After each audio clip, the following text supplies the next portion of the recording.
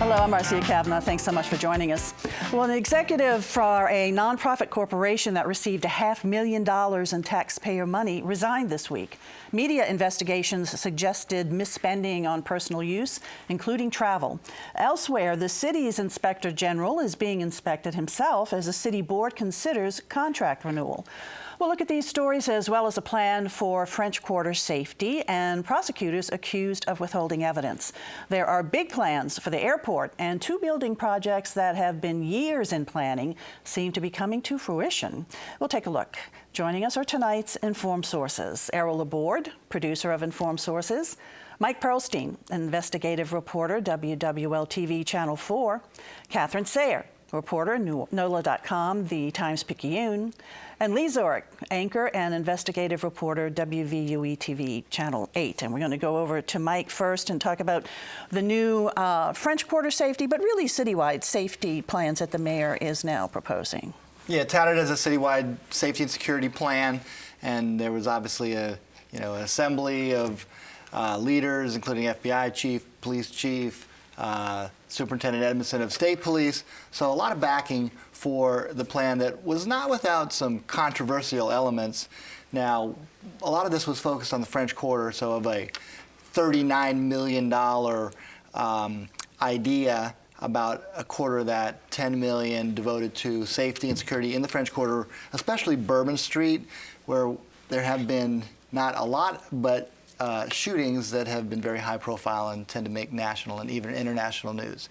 So that whole idea of how to keep Bourbon Street safe now has a kind of a little laundry list of ideas. Still, has to be approved by council, and some of the wrinkles need to be ironed out. But barricades along an 8-block area of Bourbon, number one.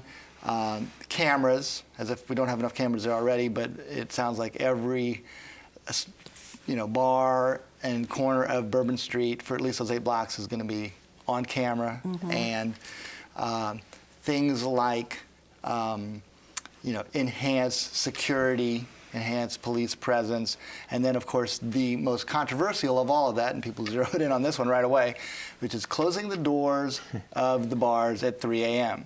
And at first I was thinking of just closing the bars at 3 a.m., which is unheard of. There was that audible gasp when people thought, wait, close bars in New Orleans at 3 o'clock or any hour. But no, this just means physically closing the doors so that it's not the open air environment that it is now. And that's sort of a big deal for people who don't go down to Bourbon Street a lot, is that those doors are always open. Yeah, and I know those establishments, and there's been a little pushback already from the bar owners. They want that open air environment. They want people coming and going. They want to blare their music out to the sidewalk as a way of enticing, people inside.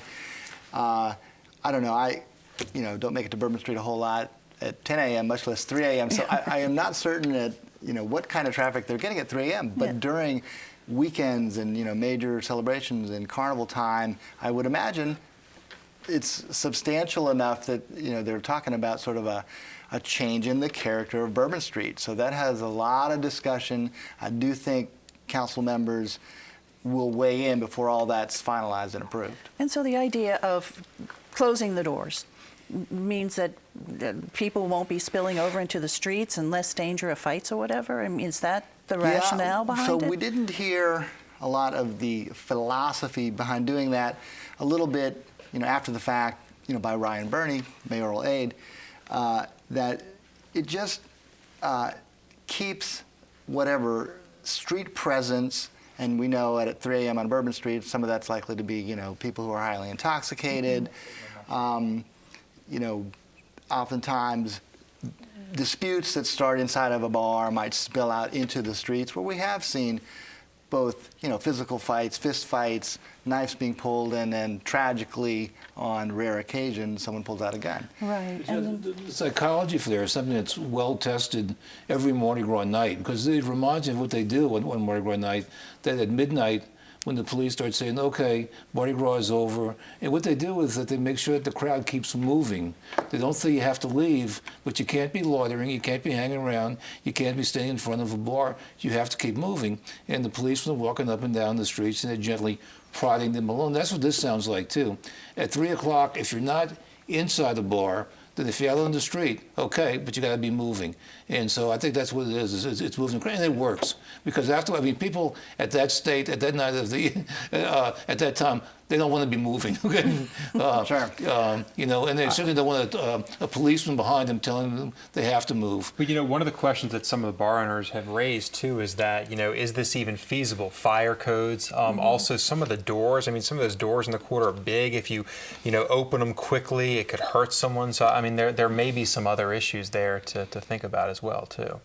And they're going to clean the streets too, aren't they? Talking about coming down with the street sweepers at 3 a.m. Now, none of this makes it illegal for people to be out on the street. You have to obviously make it from bar to bar, or from the bar to your car, and then the actual bars don't have to close. They continue to remain open 24 hours, but it looks like they're going to sort of enforce the idea of clearing the streets by washing them down at that 3 a.m. hour. Just like the big sweep at the end of Mardi Gras, that does tend to, clear people out, or at least get them clinging to the sides of buildings. Now they'll have to duck inside to one of the establishments to avoid the water hoses, presumably. Now, once again, on the bigger event nights when there really is a lot of traffic coming and going, how do police patrol that? How do they discern, who's not just strolling up the length of Bourbon Street to get back to a hotel on Canal or something? So. Right. The real, sort of practical enforcement of that obviously needs to be worked out. At this point, it's proposal stage. Will there be public hearings on this and more public input, do you think, or it's just going right to council? That's going to be up to the council.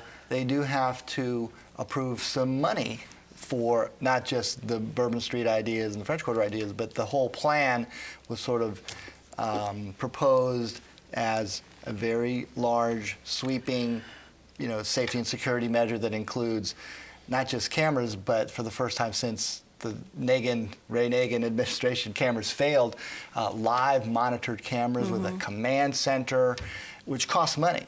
And this is citywide too. Both it's not up front just for the not just in the French Quarter. Right, it's for the, in different parts of the city. For 19 other hot spots, crime hot spots around the city, and all of that doesn't just cost money on the front end, but for annual maintenance and officers and people to man a command center, watch these cameras. So I do think the council having the purse strings on this is going to have a lot of input, and probably will hear at least from the French Quarter bar owners who have obviously made their concerns very vocal already. All right, Mike, thanks. I'm going to go over to Lee right now. And you did a series on the New Orleans Multicultural Tourism Network, and its director, who resigned this week following these series of reports. What happened there? Yeah, effective Monday, the director resigned. This is a private nonprofit, so in all of its funding comes essentially from the city, from taxpayers. It's hotel motel tax money that comes basically passed through the Tourism Marketing Corporation, which again is a public entity, and it passes it down to this group that is supposed to, the mission is to help attract minority tourists to the city. And when we reviewed their records of how they spent the taxpayer money, we found a lot of questionable purchases on travel, on food. I mean, the records were literally a mess. There was no backup documentation. They didn't follow board policies. There was just question after question after we reviewed the records. And the amount of money that was given to this organization, like you say, it's private nonprofit, right? Yeah, it's a private nonprofit. At $500,000 a year, that's coming from taxpayer dollars. Yeah. And this was over what, 20 years? It's a 20-year organization. I mean, obviously the money is increased over the years, but right now it's about $500,000 a year. The director's salary was around $85,000 a year, and they had one or two other employees there as well too.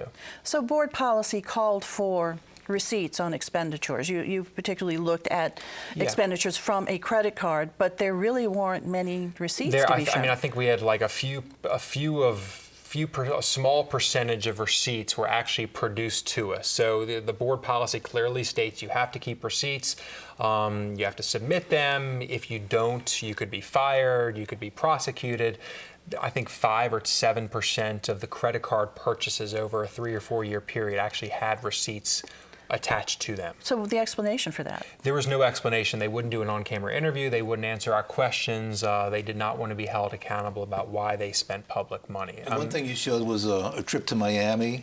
Yeah, there was a conference in Miami, and what happens was the executive director went there to the conference. We noticed that there was a receipt actually for the room there where she traveled with another adult and a 10-year-old child.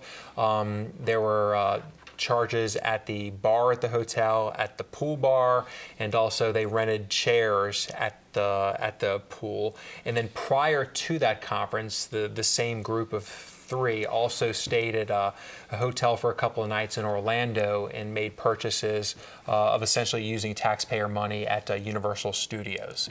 So in terms of, the taxpayer investment over all of these years, have we seen a good return on it? And that's business? That is a great question, and that's something, we don't know. We haven't spoken to them. They won't do an on-camera interview, at least producing what they've done, how they've spent this money. I mean, we've obviously noticed that a good portion of the money is spent certainly questionably, improperly. That's for someone else to raise that. But I mean, what have they done? I have from talking to some other people, they do some work around Essence. You could kind of see that through some of their credit card and spending activity. But what is the return on investment for taxpayers? Could this be done by a public entity like the New Orleans Tourism Marketing Corporation?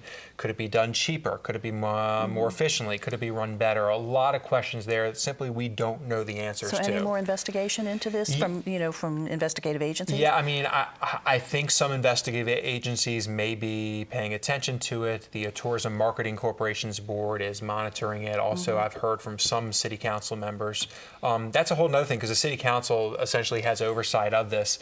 Stacey Head, LaToya Cantrell, and Jason Williams responded to us with comments on this.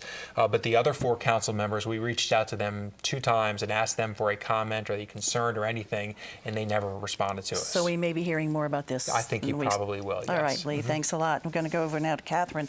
Airport we're getting a new one. It's expanding, but they're adding gates to the already new expansion. That's right. So there's a lot going on at the airport right now.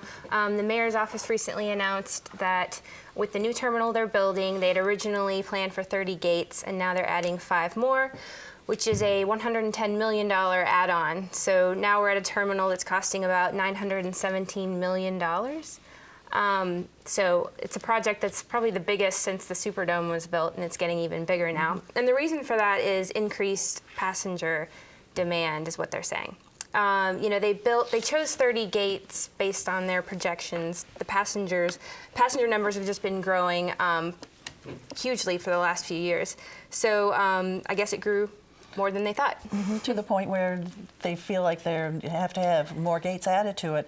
Now, something that I know we've discussed here before are international flights now that are going to be going out of New Orleans, nonstop flights. We have British Airways that's starting when? In March? And in March, then yes. Condor going to Frankfurt in Germany.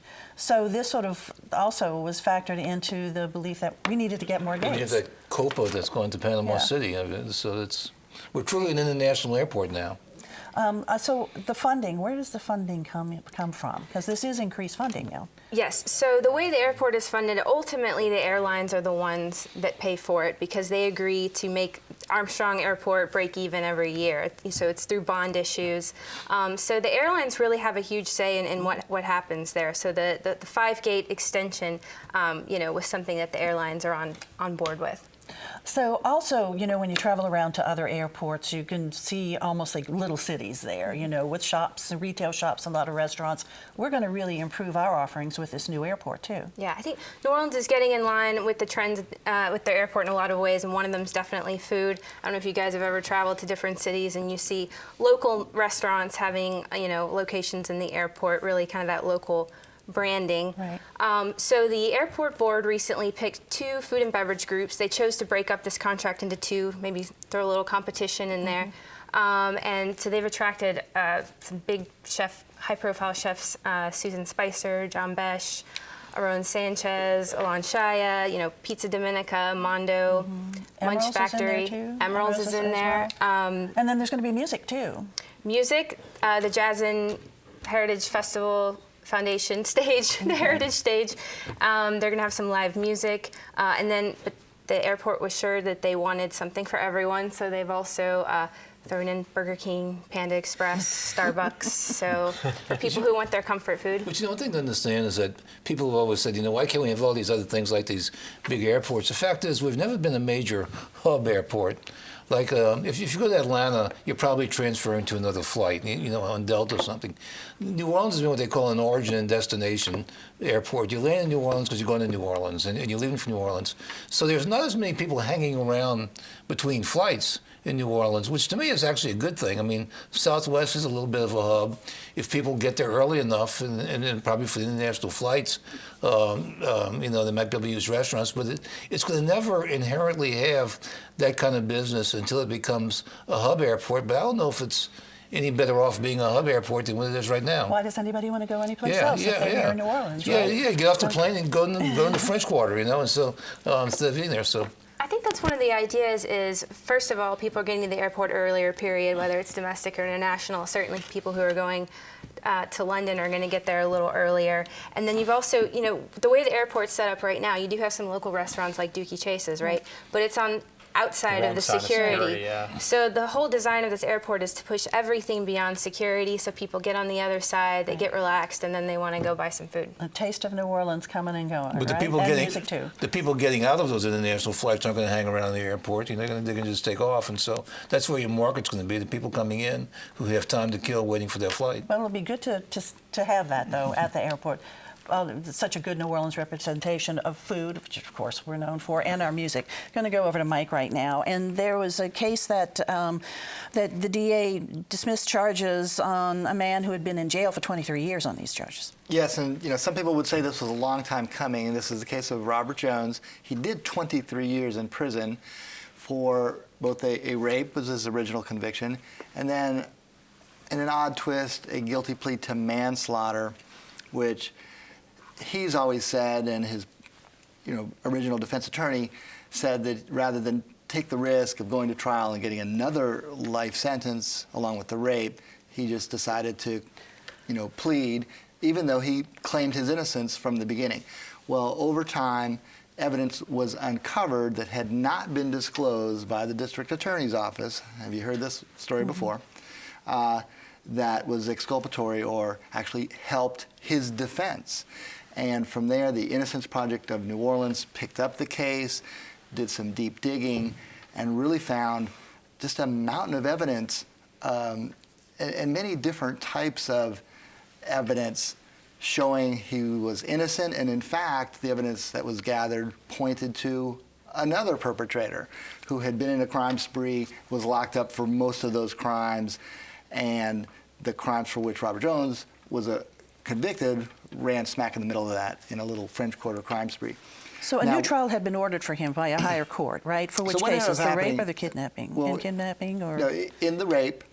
And the result of that was he eventually was, that with that conviction thrown out, he was allowed to make bail.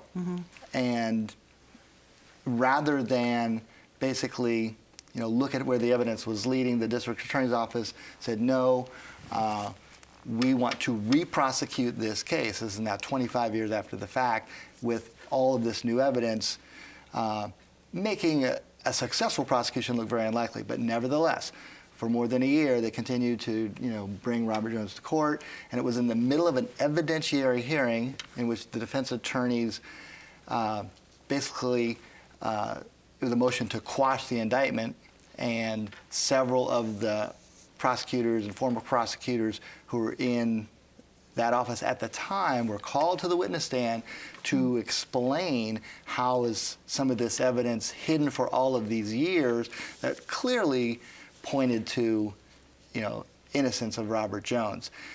Interestingly, at the time when District Attorney Leon Canizero, who had been subpoenaed, was about to take the stand, there was a recess. Everyone figured something was up. When they resumed in court, DA's office dropped all charges, went even further and basically, vacated the conviction on the manslaughter, which was not being dealt with. So he is now free and clear of all charges. And after 25 years in jail. Well, he did. Or 23 years. He did all. Yeah. The case was looming over his head for 25. He was out, like I said, on bail, on some curfew restrictions, ankle monitor for part of that. And he's now finally, Thursday, got that sort of triumphant homecoming, friends and family, highly, highly emotional. This is someone who had great family support throughout this ordeal. And I will tell you that this is a case that is reverberating beyond just Robert Jones. Many people obviously have taken sides in what's been a squabble between the district attorney and the Landrieu administration over Landrieu cutting his budget, and then some critics pushing back at Leon Cannizzaro saying, well, why are you spending all of these resources re-prosecuting a case that had been reversed, dragging it on and on for more than a year, at a time when you're saying, we don't have enough money to do basic prosecution. Bottom line, charges It was a are different dismissed. district attorney, too, at the It time. was. Right, And it was under that Harry does have County. people scratching their heads over why would this district attorney go to such lengths to defend a bad prosecution by his, his predecessor from 2 district attorneys ago, and 23 years. So all charges now dismissed against him. All charges All right, free and Michael, we're clear. going to quickly now move over to Lee, because the Inspector General of the City of New Orleans, even though he's indicated he'd like to stay on beyond his October 17 term, the Ethics Review Board has put on their agenda for this Monday a search team. Yeah, so there's a little-known board, and I think to a lot of New Orleanians, the Ethics Review Board. They essentially have hiring power over the Inspector General, and basically on that agenda, they are going to hire a firm, if they vote yes, to look for an Inspector General. They say they want Ed Kochereau to apply for the job.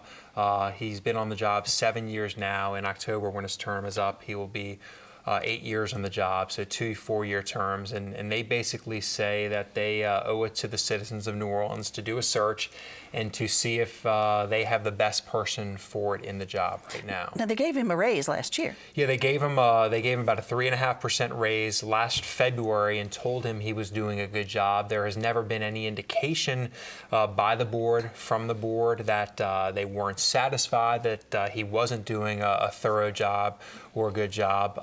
So, that obviously raises some questions. Well, why are you looking? Why are you spending money on a search firm? Kochereau says it's budgeted for about $100,000, the search.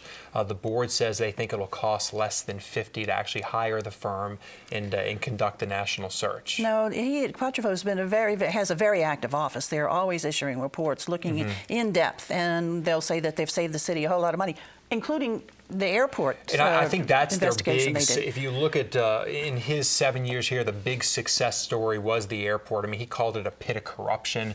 It was a mess. There was a lot of wasted money. There were a lot of bloated contracts out there. And he says, he saved $26 million in contracts and corruption, and he believes, he put an office out there, basically a satellite office there, and he thinks that certainly contributed to being able to do this airport expansion and to get more interest in flights here and all that. So that's certainly his big success story. He'd like to take that and move it on to the Sewerage and Water Board now if he is rehired. And of course, we're going to have a new administration. Well, they'll take office actually in 2018, but we're going to elect them. This would be during an election cycle that he would, if he goes, that would be bringing in somebody else.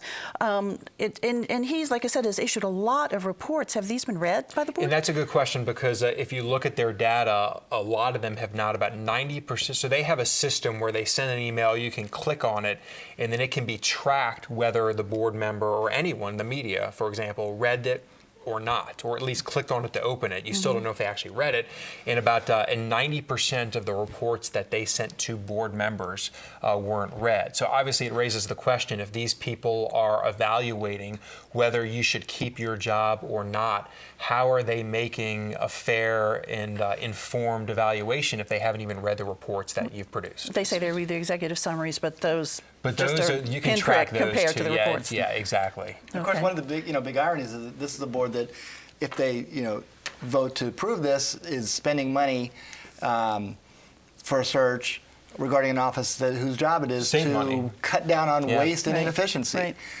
So, okay, it's on their agenda for Monday. Let's see what goes on there. Quickly, Catherine, we heard about children's museums finally coming to the city park. That's right. It's a project that's 11 years in the making, and it's going to be another step in, some pretty big changes to City Park over the last 10 years or so.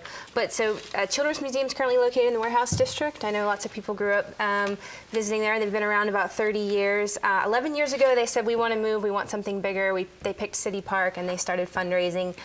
So it's a $45.5 million project, 4 or 5 galleries. It's going to be located across a lagoon. $28.6 million of that is through state capital outlay funds, and $17 million from a private fundraising campaign. They expect to open in 2018. A long time coming. And then real quick, too, making groceries again at Elysian Fields in St. Claude. Yeah, that was a fun story to cover this week. So Robert's right there at St. Claude and Elysian Fields. It's an old Schwegmann's going back to the 40s. They closed after Katrina, and Robert's got into a legal dispute with their landlord, the Schwegmann's family. And once that all got sorted out, now they've been through the planning process. So they are returning. 26,000 square foot grocery. Part of the store is actually historic, so they're able to take advantage of state and federal historic tax credits to renovate it. And they expect to open hopefully before Christmas, is what Mark Robert said. And when, the Children's Museum, when do they plan to open up? Next year. Oh boy, that's going to be pretty quick, and that's really a great spot in City Park too. And there'll be some other retailers also in the Robert spot. Yes, Robert's, some retail space. They haven't picked the tenants yet. Okay, great, good news. All right, time to look ahead. Well, the Endymion Parade has already mastered being big and having a lot of riders. Now they're looking into really, really being bright. They're adding 200,000 LED lights to the parade this year, over 40 units. They're adding more spotlights, which will be synchronized. And the Grand Marshals Float will have 250,000 LED lights. So it's going to really be a bright, bright parade. It's already been a very bright parade. Okay, thanks, Errol. Mike. Yes, in connection to the Robert Jones and a couple of other exoneration cases over the past year, now look for possible civil legal action by these former incarcerated men against the district attorney's office. And once upon a time, there was a highly successful suit up until the United States Supreme Court reversed it 5-4 that had the DA's office on the hook for $14 million. Well, that case was thrown out because there was no pattern of misconduct. Well, now we have several cases showing roughly the same thing. So look for that issue to be revived in some civil lawsuits. Okay, Mike, thanks. Lee. All right, look for Channel 8 for a new story coming up soon. The biggest probably government handout to a small few that you've probably never heard about. One person we interviewed says he feels like he's living in Russia after seeing this stuff. When? Coming up in about a week. Okay, we will be looking for that. Thanks, Lee. Catherine. And soon, possibly this coming week, the Fourth Circuit Court of Appeal is expected to rule on the World Trade Center lawsuit. This is the litigation that's been holding up the $360 million renovation into the hotel and condos. So we'll see what the court says. All right. Thank you all for being here. Thank you guys for joining us, and we'll see you again next week for Informed Sources. Have a good evening.